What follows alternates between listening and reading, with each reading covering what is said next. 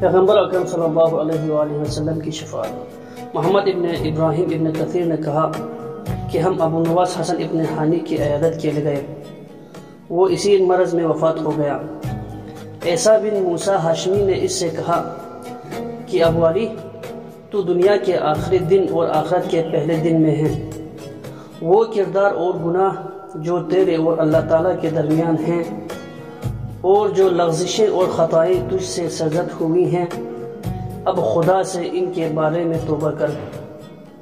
ابو نواس نے کہا، مجھے بٹھاؤ۔ جب اس کو بٹھایا گیا تو اس نے کہا کہ تو مجھے خدا سے ڈراتا ہے۔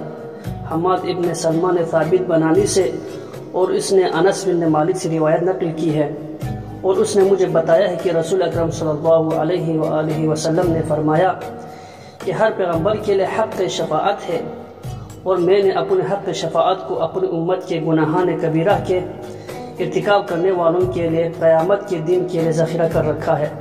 کیا تو یہ خیال کرتا ہے کہ میں ان میں سے نہیں ہوں؟ اگر آپ کو ہماری ویڈیو پسند آئی تو چینل کو ضرور سبسکرائب کیجیے گا۔ شکریہ۔